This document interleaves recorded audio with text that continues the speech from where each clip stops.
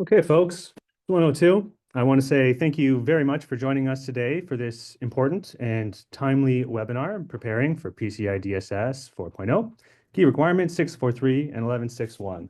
My name is James Fuentes. I'm a product manager here at DataStealth, and today I'll be your host. As the PCI DSS deadline approaches in March 2025, businesses are under increasing pressure to meet the new standards to ensure compliance. And today we're going to take a closer look at two of the most critical requirements, 643 and 1161. But before we dive into today's discussion, I want to introduce our speakers who bring a wealth of expertise in cybersecurity, compliance, and technology. First, we're joined by Thomas Burrell, the Chief Product Officer at DataStealth. Thomas is a highly accomplished leader in the financial services and technology sectors. And over the course of his career, he has led groundbreaking initiatives such as developing a blockchain-based RWA tokenization platform at Polymath and driving partnerships with major managed service providers at Blue Cat, making him the perfect expert to guide us through today's discussion. Welcome, Thomas. Thank you. Next, we have Chuck Brooks, President of Brooks Consulting International and a globally recognized cybersecurity consultant and global thought leader. With over 25 years of experience, Chuck has been named Cybersecurity Person of the Year and has served in key advisory roles, including briefing the G20 on energy cybersecurity. His deep expertise spans both public and private sectors, making him a critical voice in shaping cybersecurity strategies for emerging threats. Welcome, Chuck. Thank you for having me. And finally, before we get started, a quick housekeeping note. The session will run for approximately an hour, including time for Q&A at the end. So if you have any questions, please feel free to drop them into the chat box, and we'll do our best to address them during the Q&A. And with that, let's dive in.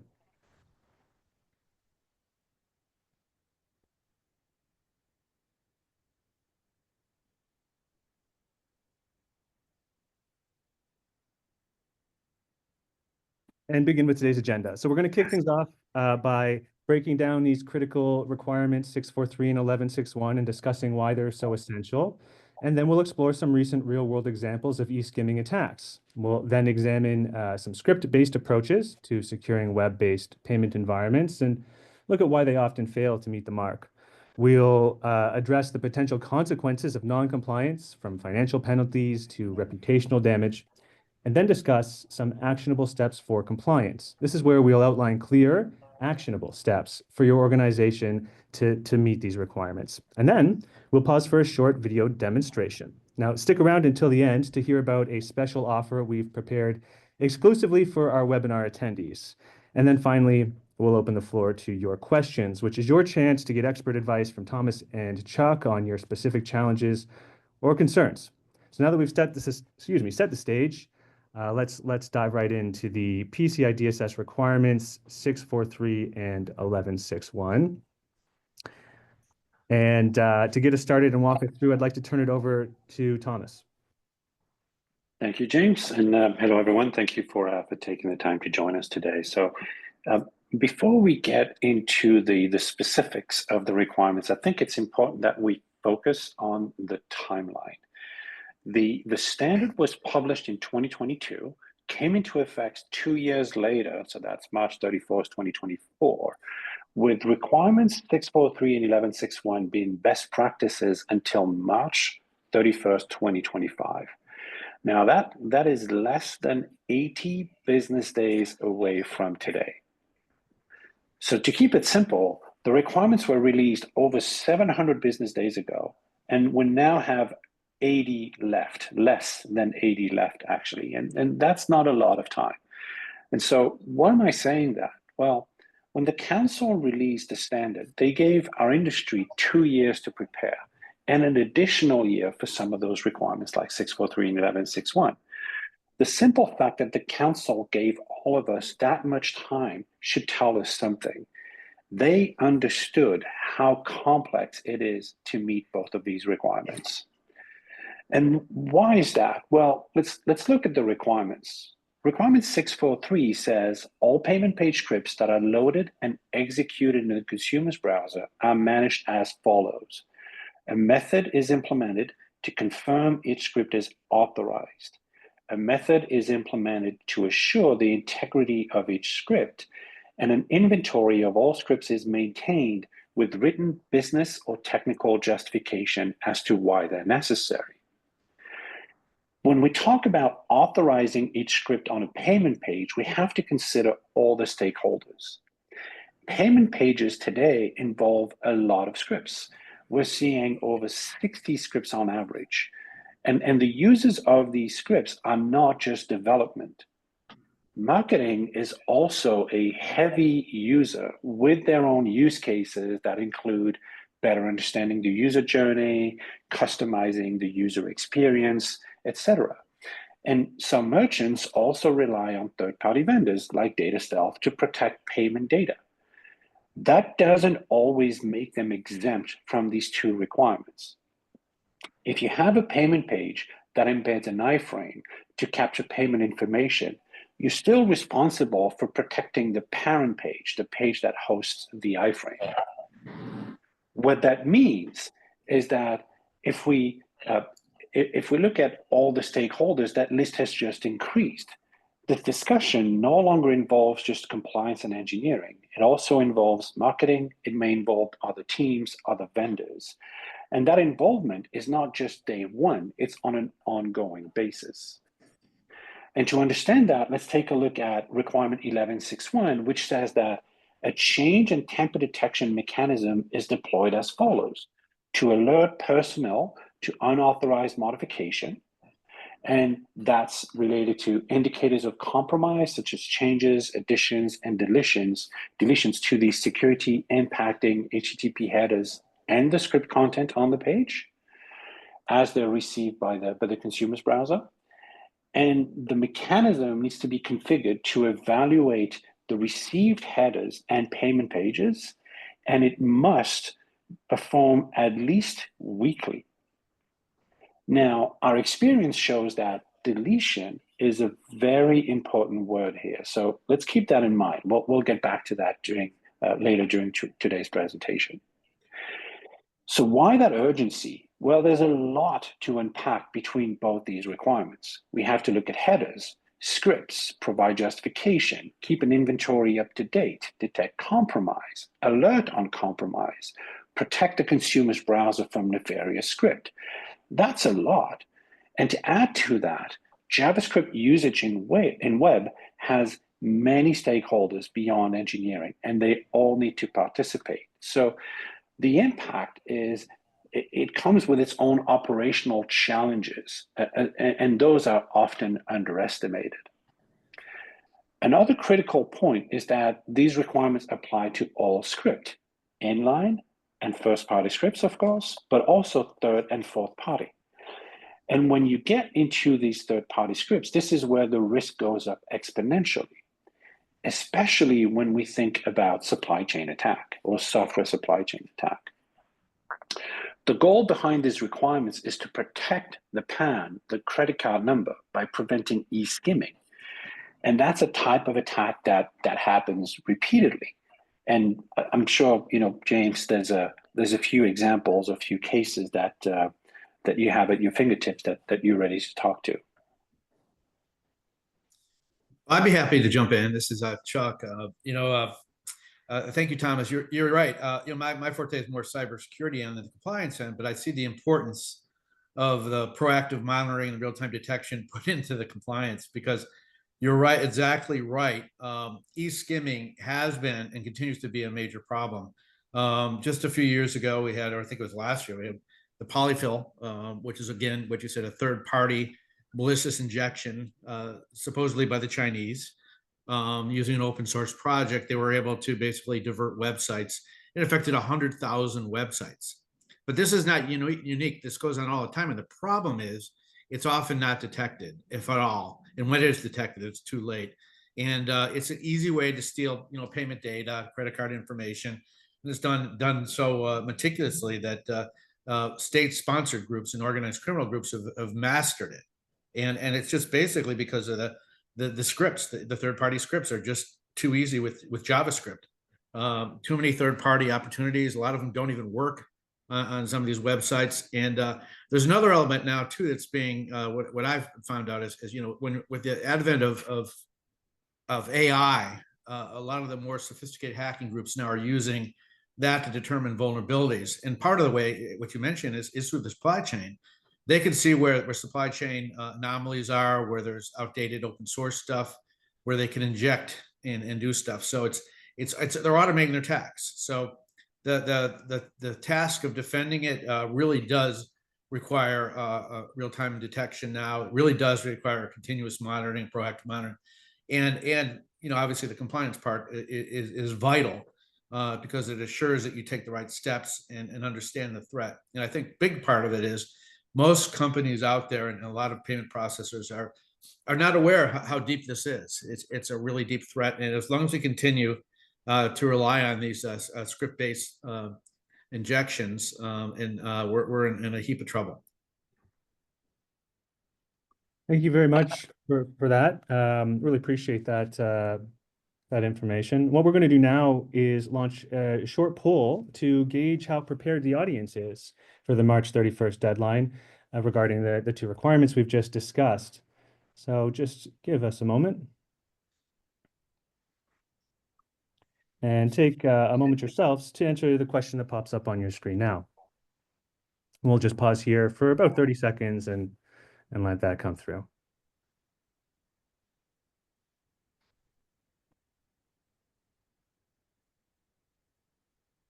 Really interesting responses coming in. We'll give it about 10 more seconds.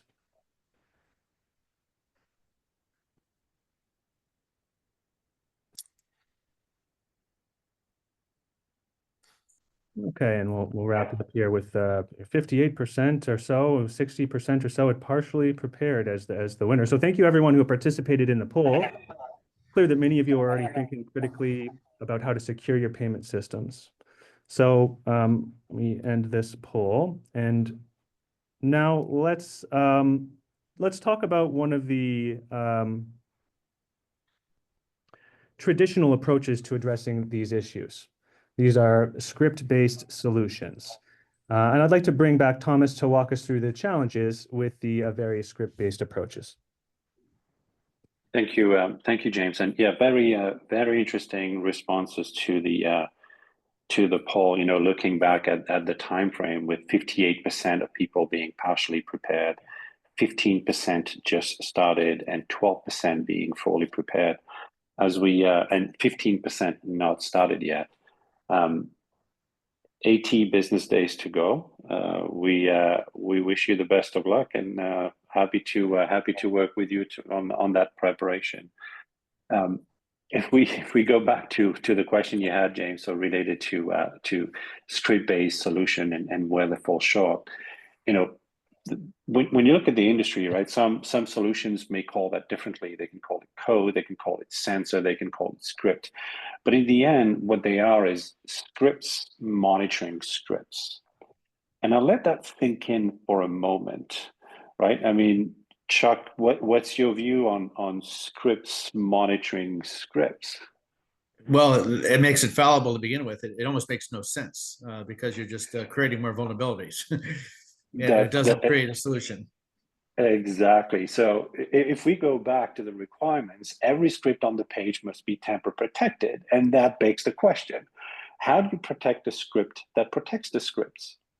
In other words, how do you know that the script that protects the script has not been tampered with? And who alerts you if the script that protects the script has been tampered with? How do you even know that the script that protects the script is running? Operationally, using a script-based solution may be easier said than done. For example, hosting applications don't always allow users to inject custom JavaScript code on their page. Now, what our experience has also shown us is that these script-based solutions, they can be removed or deactivated on some or all of the transactions. And you remember earlier in the presentation, we talked about deletion being an indicator of compromise. Well, if I can delete the script that monitors the script, and we'll take a look at that when we get to the demo part, that ability to remove a script from the page, then I've put myself in a great position as a bad actor to mount the rest of the attack and start skimming credit cards. Additionally, these solutions often rely on centralized telemetry and apply some business logic to determine, based on volume, whether the solution is still active on the payment pages or not. Now, volume or activity on payment pages can depend on a variety of factors. They can be seasonal, and we're probably right in the middle of that season right now. They can be macroeconomic as well. There's a lot of factors that are going to come into play. So back to detecting that the script is still running.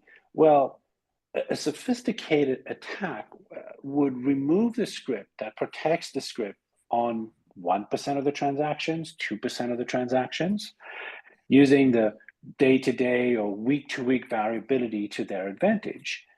That would make such an attack so much harder to detect.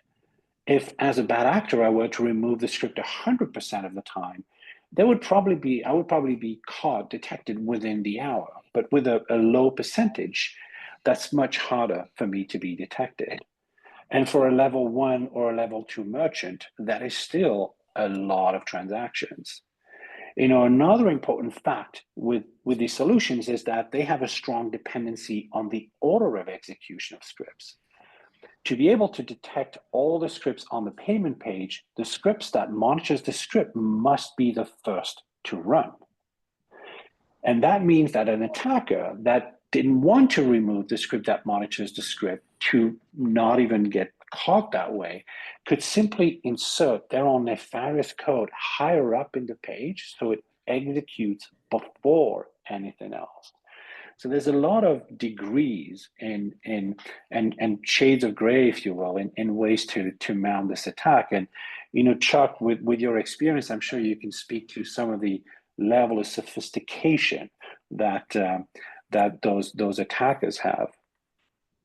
Yeah, no, I mean, they're not amateurs anymore. And of course, it's the bottom line is the hackers, usually backed with organized criminal elements because they're after money, will go where the opportunities are.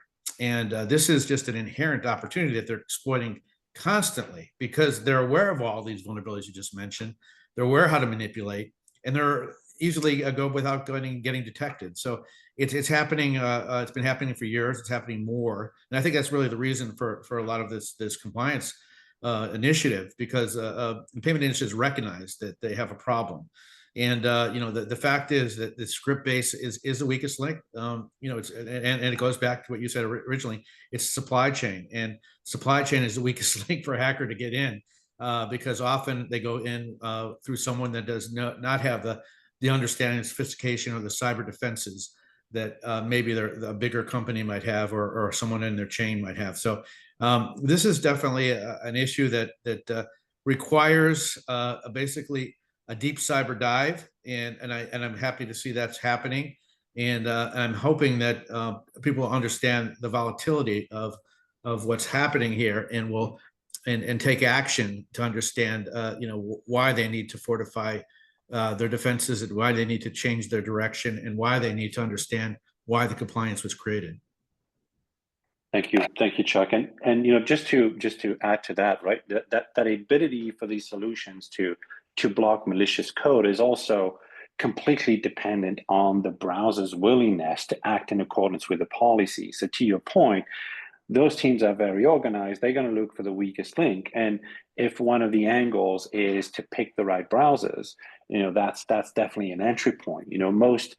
Most of those script-based solutions support the top 5 browsers: Chrome, Safari, Firefox, Edge, Internet Explorer, but that only represents 91% of the internet traffic. There's still 9% out there where these solutions are ineffective, and that means, browsers like Opera, for example, that's 2.2% of the internet traffic, or Samsung Internet, that's 2.5% of the internet traffic. Those don't get protected. So what that means ultimately is that when you use a script-based solution, your ability to comply and block the threat is dependent on a browser you don't control, running on a device you don't manage, operated by a user you don't know. And all of that coming together and doing the right thing, assuming they even can. And from a security perspective, that should raise a lot of concern. So for anyone considering a script-based solution, where does that leave you? And how does that compare with advanced solutions? Well, you must add with traditional script-based solutions, you must add a script or a sensor or a piece of code on each page. And that may be a challenge in itself because not all the platforms support it. You don't have that problem with those advanced solutions. They don't require any code change. You have, with a script-based solution, you have a solution that is compatible with a subset of browsers. But with an advanced solution, you get 100% browser compatibility, 100% device compatibility, and 100% server compatibility. With script-based solution, you rely on that device you don't manage, that runs a browser you don't control, to be compliant. And for all of these elements to adequately detect and analyze all the scripts on the page after they've landed and perform the right action so you can be compliant. Advanced solutions address the issue upstream by blocking the script before they reach the consumer's browser. And lastly, with a traditional script-based solution, your compliance relies on a script that can be tampered with, removed from the page, moved after malicious code, while advanced solutions don't rely on a script at all. And that effectively eliminates the associated attack surface. At times, I think you just said, I mean, you said basically the difference between reactive cybersecurity, which has many problems. It's usually too late. Again, if it's already reached the consumer's browser, you're just detecting it too late and you can't really do anything to mitigate it until the damage is done.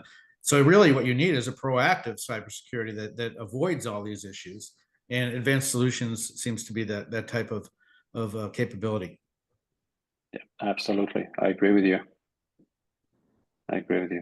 Thank you both for walking us through the challenges of those script-based approaches, and to help us better understand where the audience stands on payment page security. We're going to launch our second poll. So just one moment while I load that up. It should be up on your screen now, so please take a moment to fill that in.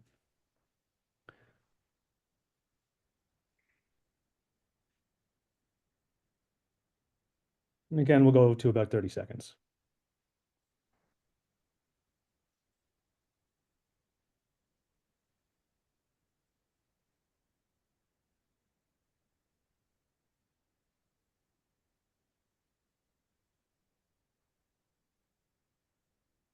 Okay.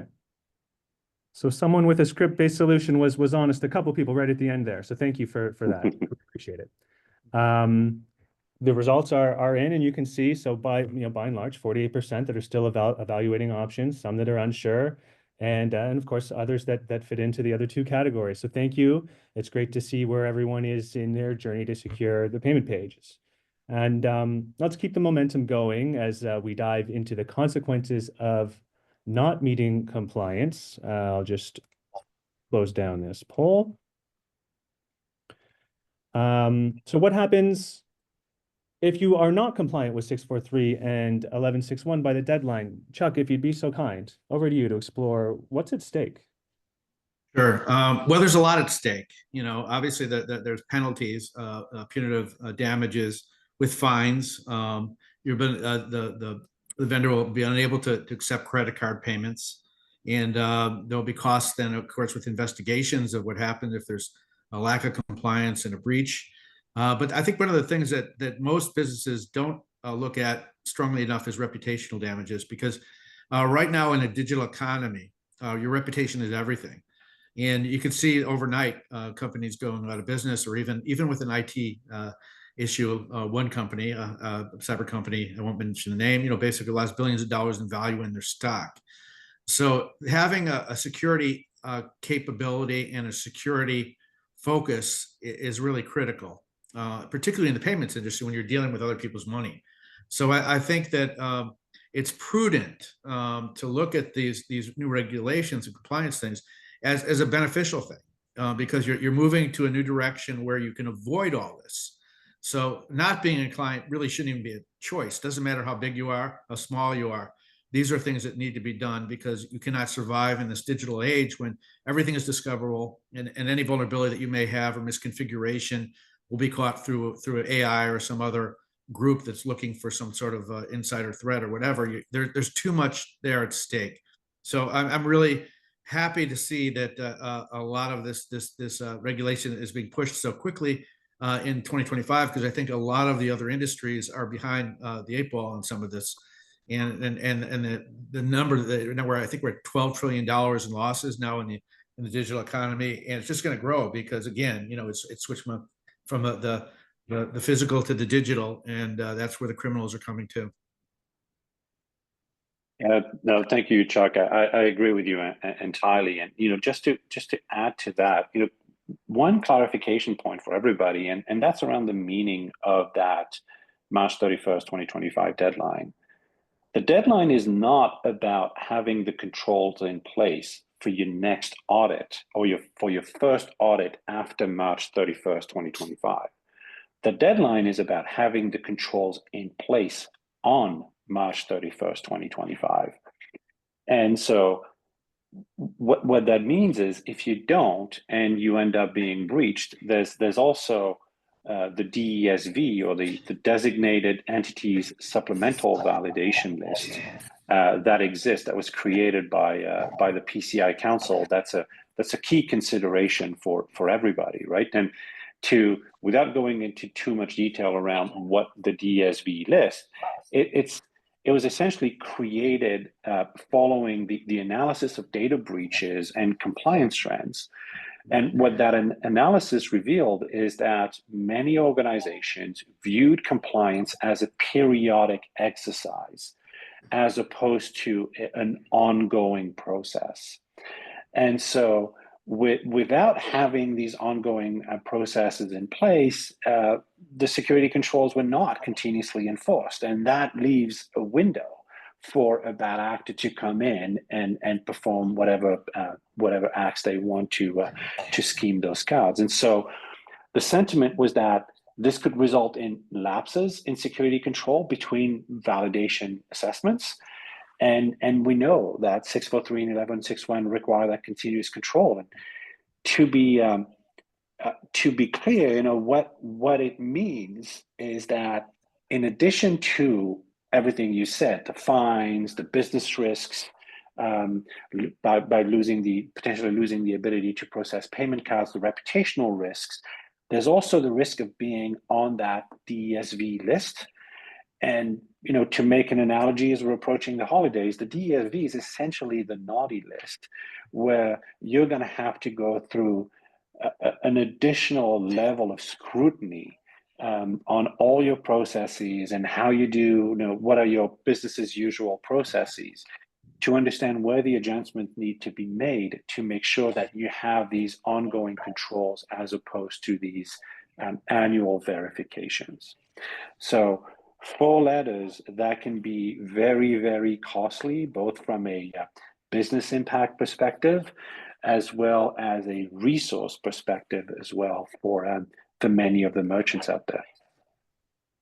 Thank you. Yeah, thank you, Thomas and Chuck as well. That's really interesting insights. And I think building on that, maybe with you first, Chuck, could you share some practical, actionable steps that organizations can take right now to help work towards their compliance? Yeah, well, I think what's interesting is the processes are spelled out in the compliance. So there's this chart is a very good one. What really starts with is starting with the payment page request, looking to your customer environment and how you collect, process payments, and how it's responsive. It's really an outline. So I think you have to look at it from an architectural perspective and look where the voids are and the gaps are, where you need to fill. There's a lot of things you need to do. It's very sophisticated, as Thomas said. And I'm not so much the expert on compliance, but again, I think that what we're talking about is really a new mindset and following these steps basically ensures security too at the same time, which is unusual for a lot of other industries to have compliance more as a regulatory thing, just to have it. This is really set up in initiatives just to make sure that you're not a victim and that you're able to defend yourself and also not be breached in compliance, and recognizing the fact of the supply chain vulnerability. So, Thomas, you may want to go more deeply into the compliance aspects of the setup here for compliance. Sure. I mean, yeah, from a from a compliance perspective, what really matters is meeting the letter of those requirements, right? But the approach that we decided to take at DataStealth is very different. We're not a script-based solution. We sit in the line of traffic between the server and the consumer's browser, and that gives us a unique position, and that gives us that ability, to the point you made earlier, to get into proactive cybersecurity as opposed to reactive cybersecurity. It makes the solution seamless to integrate. There's no scripts that need to be added, supports 100% of the browsers, servers, and devices. But also, from a compliance control perspective, you don't have, as the compliant person within an organization, there is no dependency on the consumer's side of the transaction, the browser, the device, or the user themselves, to do the right thing. Everything gets dealt with upstream from that. And so by inventorying and temper checking the headers and scripts before they get to the consumer's browser, you have that proactive threat management. We deliver real-time alerting and enforcement, and our approach is it actively prevents essentially those malicious scripts from reaching the consumer's browser, rather than just detecting and relying on the browser to block their execution. Lastly, we have the ability to dynamically remove headers, or dynamically remove scripts rather, or insert headers onto the page. And what that allows us to do is to enable efficient compliance acceleration. We can dynamically remove any script that cannot be justified for technical or business reasons directly from the page, which means organizations can accelerate their compliance efforts with 643 and 1161. We can also insert security impacting headers to add just another layer of security within the consumer's browser, but without fully depending on it. So you're really, what you're saying is it's really security by design up front, with visibility and continuous monitoring. Exactly, and building all those different layers as well to act upstream, but also inform the downstream with those security headers, with potentially adding SRI tags if SRI tags need to be added, so that the next layer down knows what to do. But we don't rely on them to do the right thing. They're just being informed without being relied upon. Makes a lot of sense. Thank you both for that. That's really, really interesting. And now I think what we should do next is take what we've been discussing and bring it to life. I'm excited to do that by, sharing this video.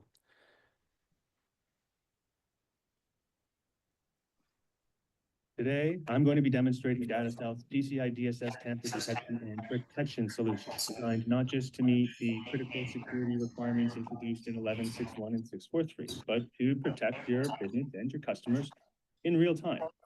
So in the demonstration today, you can expect to see three things. One, we will identify the vulnerabilities present in traditional script-based approaches to the challenge.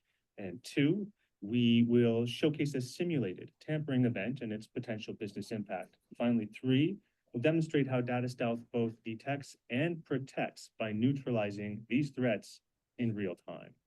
Let's begin. So here you can see the DataStealth website as viewed through a browser, simulating a malicious user that has successfully executed a common phishing or social engineering attack, and they've gained a privileged position within the network. And additionally, we have a script displayed here. This is just the bundle.v1. It's tool from tools.refocus. I think it does some tags or tables on the page here, but I'd like it to serve as an example to illustrate how easily script-based solutions to such challenges can be circumvented.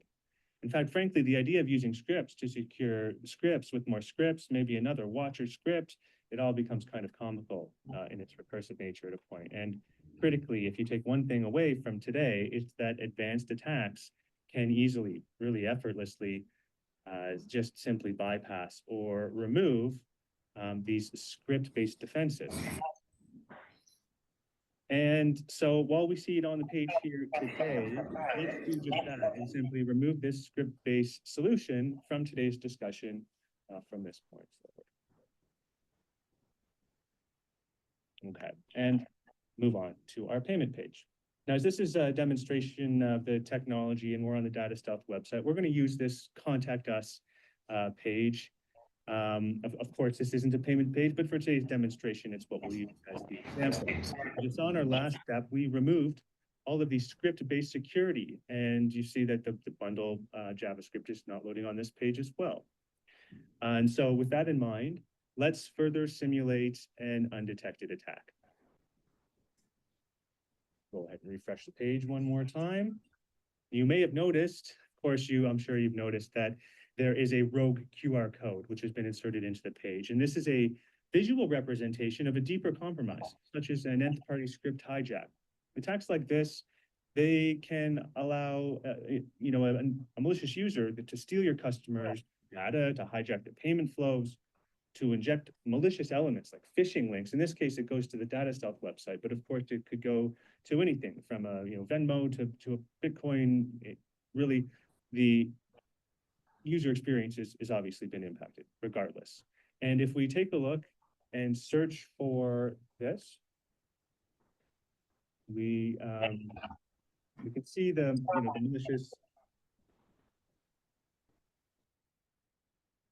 malicious element here. Just a moment. There it is. And there's the rogue QR image. But the key here is keep in mind there's no script-based monitoring on the page, and so without that, this tampering may have gone on completely unnoticed. Okay, now let's shift our focus to monitoring a legitimate script. I'm going to search instead for something called v2.js, and that's hosted from the HS forms, js.hsforms.net.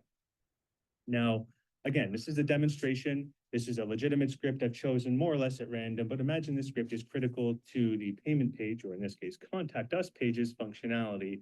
And let's simulate further the undetected tampering event. I'll refresh the page one more time and search again for v2.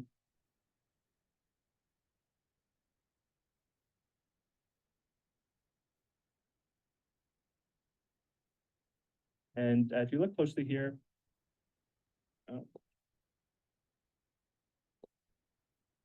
didn't need to load it, but if you look closely here, you can see that the source has been changed to badactor.hack.me. And of course, this doesn't load because this is not a real malicious domain, but it is obvious evidence of tampering. We can see it because we have the developer tools open here. As you would imagine, most people aren't going to have the developer tools open as they check out. And so this type of attack might go unnoticed until it's too late.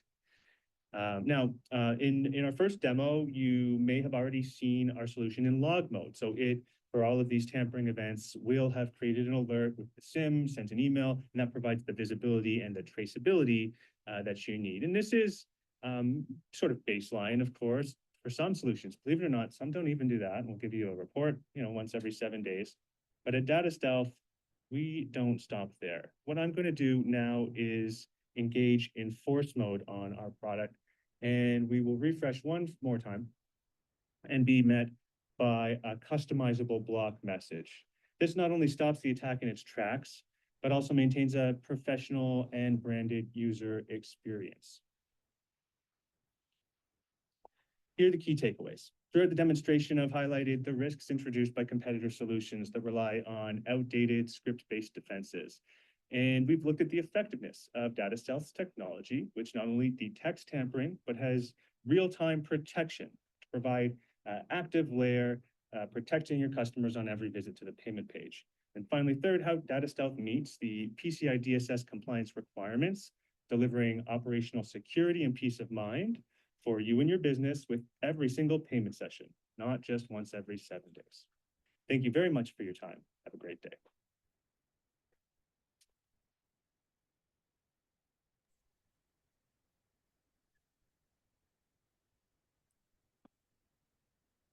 Okay, thank you for watching. For me, it's always exciting to see these solutions in action and how they can make a real difference in securing payment pages, ensuring compliance.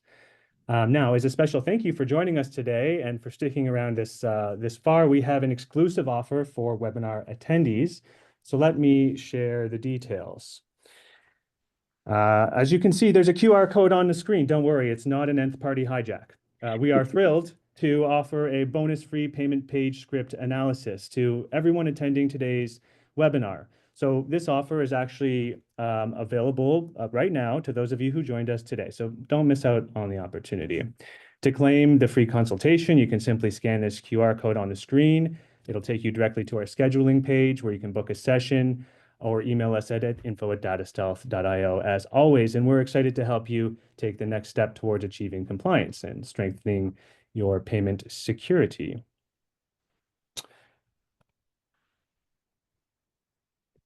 Now, thank you for staying with us throughout. We've covered a lot of ground today, from understanding the requirements to some actionable steps and seeing our solution in action. And now we're excited to open the floor to your questions. So feel free to type the questions into the Zoom Q&A box, and we will address as many as we can in the time that we have left.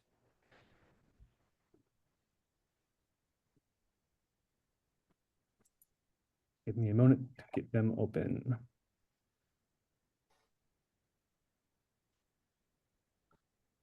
Okay, time for the first question.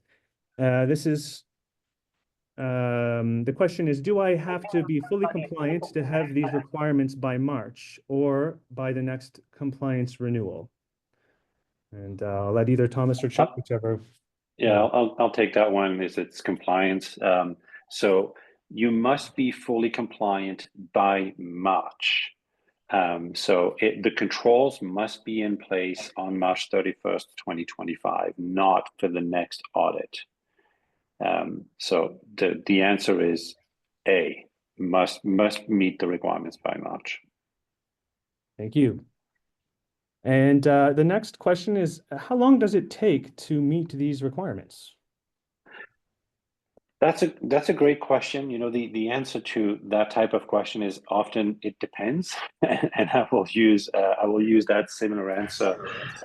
It really will depend upon sort of the number of payment pages that you know the individual who asked the question has to protect, and overall, you know, the structure of the payment flow. So it will really depend upon this. Thank you. The next one is, how did 4.0.1, the new update, impact the requirements? So the impact, one of the biggest impact I believe that 4.0.1 had to do with what was considered the payment page, and more specifically, what was considered the page leading to the payment page. So in in earlier versions of the standard, I believe we started with 4.0. If you had a pay now button that was taking you to the payment page, that was considered in scope. That has since been revised so that the payment page now is the page that houses the form, or the page that houses the iframe. If you have a full redirect to a third-party service provider, the button that redirects to the third-party service provider is not considered to be in scope. But for this, I'm going to bring Chuck back into the conversation, because, you know, there's what the compliance says, and there's also what, you know, we need to consider when it comes to cybersecurity, and that's, even though that button takes you to the button that takes you to the third-party payment page is not in scope for PCI. I believe, and I'd love to get your thoughts on this, Chuck, that button could still be an entry point, an attack point, where instead of going to the vendor, you're now going to my page where I'm going to capture all the information. But I'd love to hear your thoughts on that, Chuck. Yeah, no, again, it is a avenue in, and any avenue in is a problematic issue. And I think when you're also looking at cybersecurity, it's continually evolving and morphing because the adversary's capabilities are continually morphing. Just for instance, the fact that they share all this data when they find a vulnerability in a third party, or they may even share where they put in some code, malicious code injection with another partner or sell it to them. That this is it's a global effort for organized crime, and so if they find another vulnerability like that, they're going to share it and use it. So I think one of the benefits of being compliant and looking at compliance is it's never static, and you need to always look at what the next threats are ahead and how you can prepare yourself. But also, if you're doing a deep dive on what you have and what you know is in your networks, and where your gaps are, you're going to make yourself more secure, and you're more likely to look at what you can do to fill your own gaps yourself. Yeah, Great. that makes sense. Thank you. Here's one about an iframe. So it says that we manage our payments through an iframe, which happens to be Stripe. Are these requirements our responsibility, or are they theirs? So there's a shared responsibility there where the parent page, so the page that hosts the iframe, is the responsibility of the merchant, but the scripts delivered through the iframe are the responsibility of the third-party provider that provides the iframe. So it's the answer is both. Both participants must contribute here to the security of the page. That. Okay, so here's a clarification. Maybe a simple answer for you, Thomas. So it's about DataStealth, and are we a proxy service? Yeah, so I think that's one way to look at it. We effectively need to sit. Sorry, I'm getting a bit of background noise. Just one second. We effectively sit in the line of traffic, so the payment page traffic is going to flow through our data centers, which are globally distributed and load balanced and so on. So yes, the traffic is going to flow through us, so we can analyze the flow of traffic and make sure that for every session that is initiated by a consumer, all the scripts, all the script headers, etc., are verified before they get to the consumer's browser. Does that answer the question?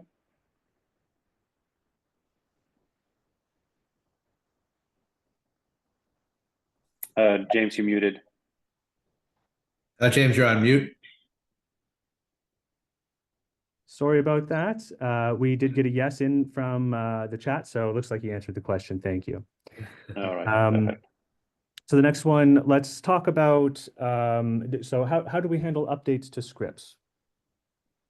Yeah, so this is where there needs to be some collaboration between the solution that we offer, which is a managed service, and the merchants themselves that are offering the payment page or serving the payment page, because the scripts need to be authorized, and so as the script evolves, that authorization isn't necessarily going to follow through.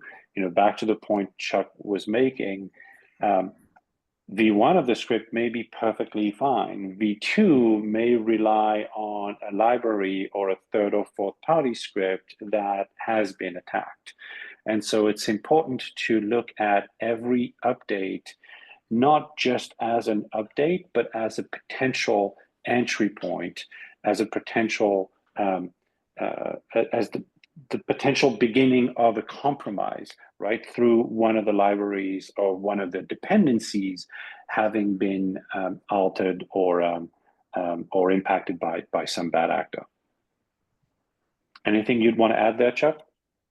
No, but you brought a great point up about being a managed service, and I'm a big fan of in cyber of managed service because I just don't think most companies out there have the capacity to do everything. There's too much sophistication, too much complexity, too many things they have to do. They have trouble holding on to people. There's always changes, and to have a specialization and be able to monitor and control this aspect of payments is a real specialty.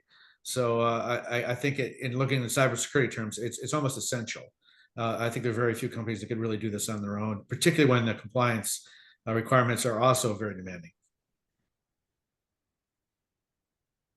Fantastic. Okay, I've got another question from the anonymous group. Do script-based solutions work for PCI V4 compliance or not a good choice? Bit of a broad one, but for whichever one of you would like to take.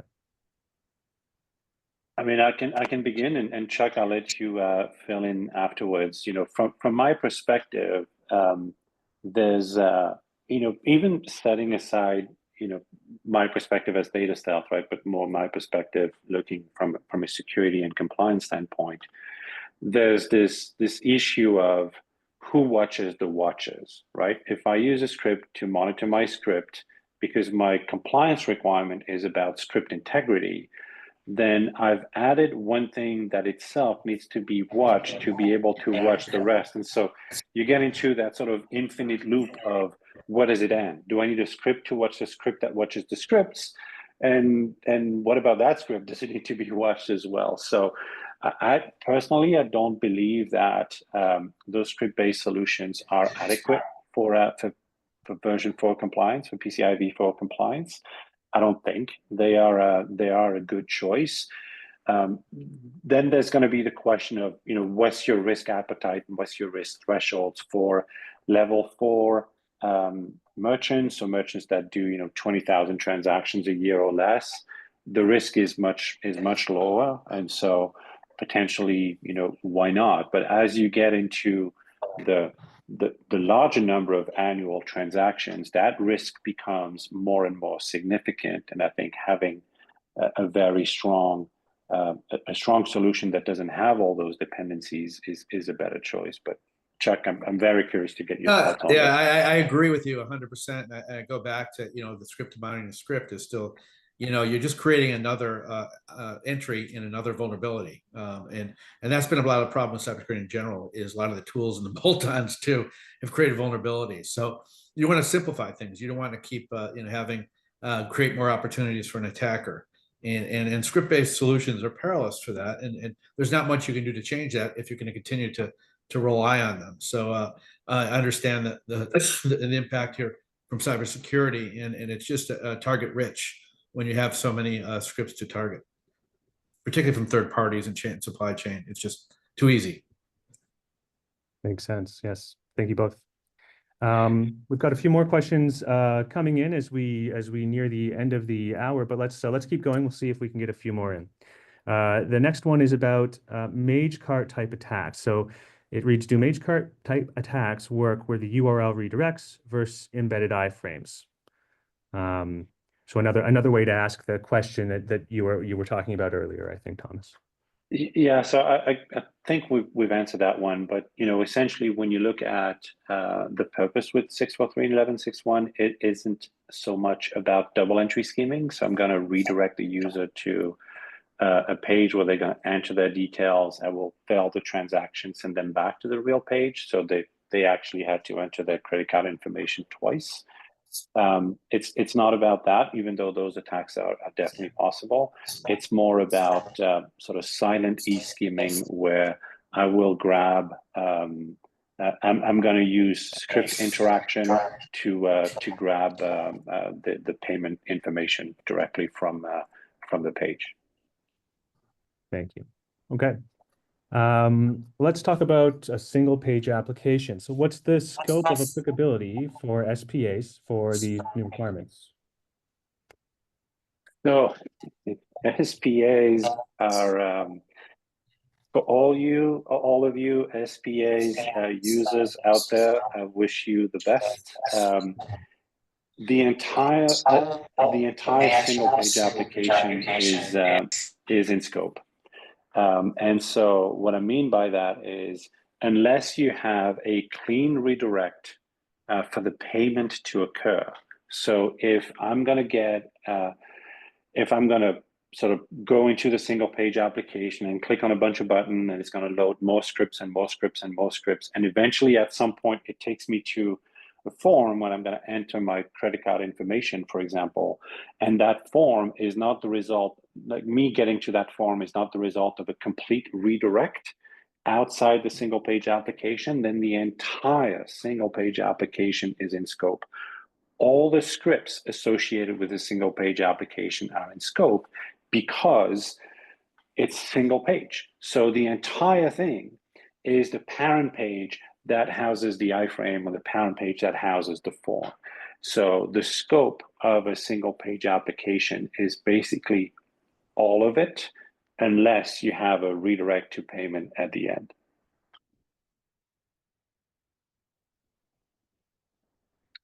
And you're muted, James, again. Apologies for that, folks. One more question. Let's see if we can fit it in. When a script change is found, do you shut down the user session, or do we route around the script? So it's a matter of policy. We can block the page so that it doesn't reach the consumer's browser, or we can eliminate the offending script and serve the rest of the page to the consumer's browser. Thank you for that. Okay, and that wraps up the questions. Thank you, everyone that submitted them. And as we wrap up the hour, I just want to take a moment to thank each and every one of you for joining us today. We know that your time is valuable, and we do truly appreciate you spending it with us at DataStealth to explore the critical updates in PCI DSS and how to prepare for 643 and 1161. I'd like to emphasize once again the importance of the March 2025 deadline. We've 80 business days remaining, as we've discussed. The time to act is now.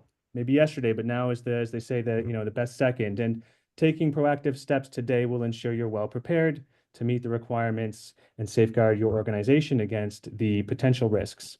And also, don't forget our exclusive offer. Our free payment page script analysis is available only to webinar attendees exclusively. So this is your chance to get a customized review of your payment page security and actionable advice from our experts. So once again, thank you for joining us today, and we look forward to partnering with you on your journey to compliance. Thank you once again, Chuck and Thomas, for your knowledgeable perspectives and information, and have a great day.